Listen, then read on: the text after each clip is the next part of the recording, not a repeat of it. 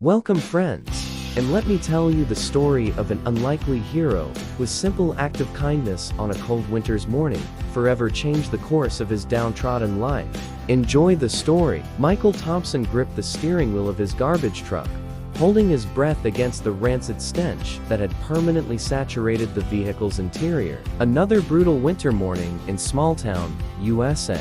The only thing worse than this dead-end job would be having no job at all in this godforsaken place. At least it kept him out of trouble, Michael mused as he passed the alleyway where his old drinking buddies huddled around a barrel fire, passing a bottle of cheap whiskey. That could have been him if he hadn't gotten his act together after his father died. The memory still haunted him. 7-year-old Mike sitting in the back seat, playing with his toy car, while his parents argued in the front. "I'm telling you, Mary, that new foreman has it in for me. If I lose my job, we'll be out on the street," his father, Frank, said, lighting another cigarette with shaking hands. "Jesus, Frank, would you relax? I'll pick up some extra shifts at the factory. We'll get by. We always do," Mary reassured, reaching for his free hand. Suddenly, a massive semi-truck veered into their lane, its headlights blinding. "Frank, look out," Mary screamed. Metal crunched and glass shattered as the vehicles collided head-on. When Michael regained consciousness, he was pinned under a twisted door frame, his left leg crushed and useless. Beside him, his father lay motionless, eyes open but unseeing, blood trickling from his mouth. "Daddy, Daddy, wake up," Michael sobbed, struggling to reach him, but deep down, he already knew his father was gone forever. Michael shook off the painful memory as he pulled up to the modest house he shared with his mom. Another day, another dollar. He hauled himself out of the cab, his injured leg aching fiercely in the cold, and limped inside. In the cramped kitchen, Mary Thompson cracked a few eggs into a chip skillet, willing her arthritic hands not to tremble. Decades of scrubbing floors had left them gnarled and sore, but they couldn't afford to turn down work, not with Michael's medical bills and her own failing health. She looked up as Michael entered, his handsome face worn and tired. Her boy had grown into a good man, but his soft heart would be the ruin of them. Irritation flared as she recalled their conversation from the night before. "You gave our last $5 to that panhandling granny again? Damn it, Mike, when will you learn?" she snapped, slamming the skillet down harder than intended. "Come on, Mom, I couldn't just leave her there in the cold," Michael mumbled, ducking his head. "She reminded me of Grandma Jane." Mary bit back a sharp retort. What was the use? For all her efforts, she'd raised a well-meaning but hopelessly impractical boy. He'd give a robber the shirt off his back if they said they were cold. "Just go get washed up for breakfast," she sighed. Michael shuffled off to the bathroom, and Mary seized the rare moment of privacy to have a quick cry. Leaning over the sink, she let frustrated tears spill down her weathered cheeks. "Frank, I'm failing him," she whispered to her late husband. "Our boy's going to end up in the poorhouse because I couldn't teach him to be hard. Damn it, I miss you." Drying her face with a ragged dish towel, Mary took a steadying breath and turned back to the stove. They'd get through this like they always did. She'd make sure of it. The next morning, Michael was steering his garbage truck down a deserted country road, singing tunelessly along with the radio. A jingle for Clara's Diner came on, advertising their world-famous 99-cent coffee. Michael's stomach rumbled at the thought. Maybe he'd treat himself to a cup after his shift if he had any money left after helping met Granny yesterday. Lost in thought, he almost didn't notice the figure up ahead, frantically waving at him from the roadside. Michael squinted through the pre-dawn gloom. It looked like a young woman, barely dressed for the frigid weather in just a skimpy camisole and tannies. What the hell was she doing out here in the middle of nowhere? He pulled over, and the girl yanked open the passenger door, piling into the cab in a whirlwind of long limbs and blonde hair. She immediately cranked the heat up to full blast, not even sparing him a glance. Miss, are you all right?" Michael ventured timidly, trying to keep his eyes averted from her nearly bare chest. "Do you need me to call someone?" "Just drive," the girl snapped, cutting him off. She had a highbrow accent, like those snooty rich folks in the good part of town. "And try to go faster than 20 miles an hour, Grandpa." Michael flushed, stunned by her rudeness. He was only trying to help, but he bit his tongue and did as she asked. turning back onto the road. In the close confines of the cab, he could smell her expensive perfume mixing with an acrid undertone of fierce sweat. Just what kind of trouble was this girl in? A mile down the road, the mystery woman abruptly pointed out the window at a gated mansion. "There.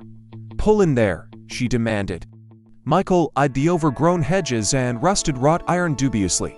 The place had clearly seen better days, like one of those old southern plantations gone to seed. Still, he did as he was told, pulling the truck to a stop by the front door. "Dad!" the girl shrieked, tumbling out of the cab and hurling herself into the arms of a disheveled older man in a tattered bathrobe.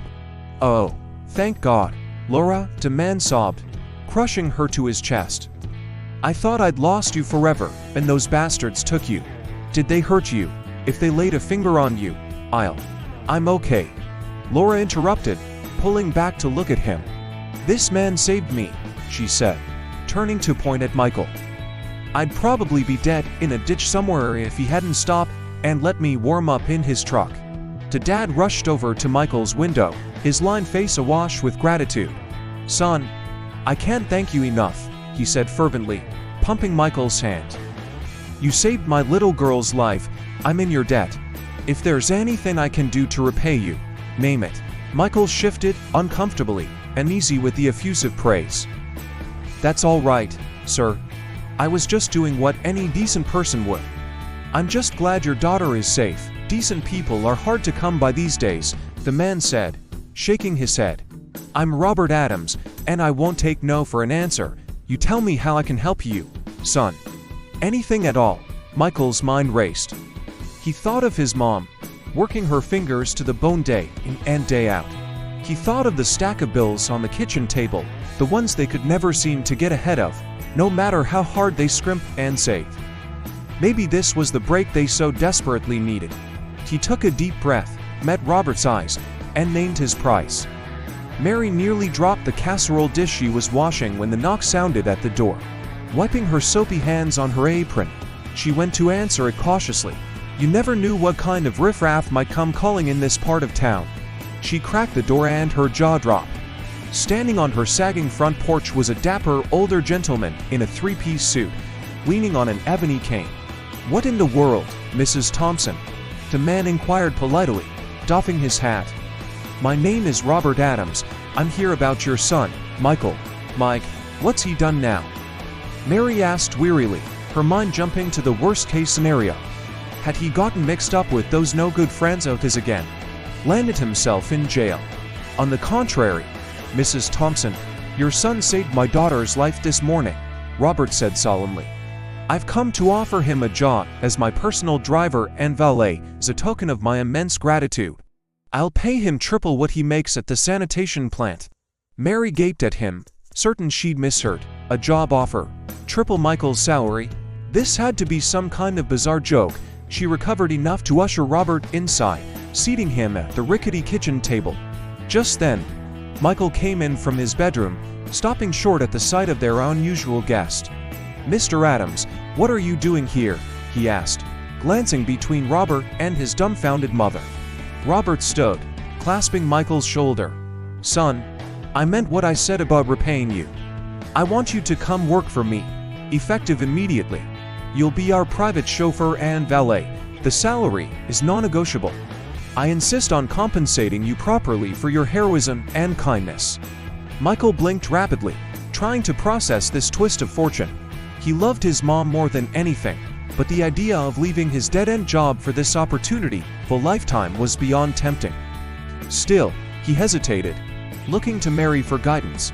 She understood his reticence, pulling him aside. She whispered fiercely in his ear, "Michael Thompson, if you don't accept this offer, I swear I'll tan your hide 6 ways to Sunday.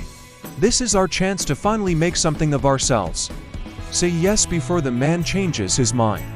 Michael met his mother's pleading gaze and knew she was right. He had to think of their future. Turning back to Robert, he extended his hand. "Mr. Adams, I accept. When do I start?" 1 year later, Michael straightened his impeccable black silk tie, hardly able to believe the nattily dressed man in the mirror was really him. Long gone were the days of grimy coveralls and grease-stained fingers. Now he looked every inch the professional valet in his press suit and shiny loafers. Amazing what a year of working for the Addams family had done for him. More than his appearance had changed. Michael stood taller these days, his shoulders no longer stooped under the weight of poverty and hopelessness. His smiles, though still kind, were tinged with a newfound confidence. For the first time in his 24 years, he could see a real future for himself and his mom, free of the constant struggle to keep their heads above water. A soft cough interrupted his musings. Ahem, Michael, are you ready to go? Laura Addams stood in the doorway, a vision in her sapphire cocktail dress and opera gloves. Michael turned to her and smiled. Of course, Miss Laura. Let me just grab my hat. He didn't miss the way her eyes roved appreciatively over his form, or the coy smile playing at her glossy lips. They'd grown close over the past year with all the time spent together on Laura's endless social calls and trips into the city. Michael would have to be blind not to notice the young woman's beauty and charm, but he was too professional to ever dream of acting on the spark of attraction between them. The Addams were his employers, his benefactors. He owed them everything. Falling for their daughter would be an unforgivable breach of trust. Shall we? He said brightly, gesturing for Laura to precede him out to the sleek Rolls-Royce idling in the drive. He held the door for her, breathing in her heady jasmine perfume as she brushed past him to settle in the supple leather seat. As Michael slid behind the wheel and pulled smoothly down the long oak-lined lane, he marveled at the twists of fate that had brought him here. To think, just one act of compassion on a bitter winter morning had changed the course of his entire life. He shook his head, amazed and humbled. Catching Laura's eye in the rearview mirror, he shared a small, secret smile with her. Whatever the future held, he had a feeling it would be extraordinary, and it was all thanks to his mama for raising him to be an unlikely hero.